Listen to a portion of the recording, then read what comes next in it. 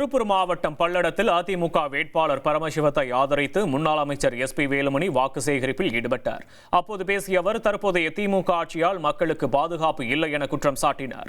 மேலும் நடிகர் விஜய்க்கு வாக்களித்து வாக்கை வீணாக்க வேண்டாம் என்று கேட்டுக்கொண்ட அவர் அதிமுக ஆட்சியில் மட்டுமே மக்களின் அனைத்து தேவைகளும் நிறைவேற்றப்படும் என்றும் இரட்டை இலை சின்னத்திற்கு வாக்களித்து வெற்றி பெற செய்யுமாறும் பொதுமக்களிடம் வேண்டுகோள் விடுத்தார்.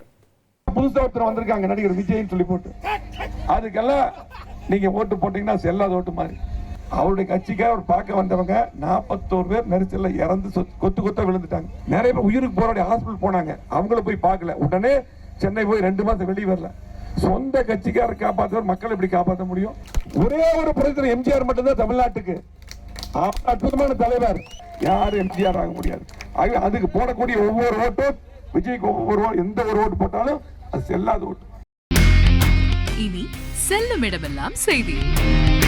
தந்தி டிவியின் வாட்ஸ்அப் சேனலை ஃபாலோ பண்ணினா செல்ல இருக்கும் இடமெல்லாம் செய்தி. இதோ QR கோட் இப்பவே ஸ்கேன் பண்ணுங்க, ஃபாலோ பண்ணுங்க.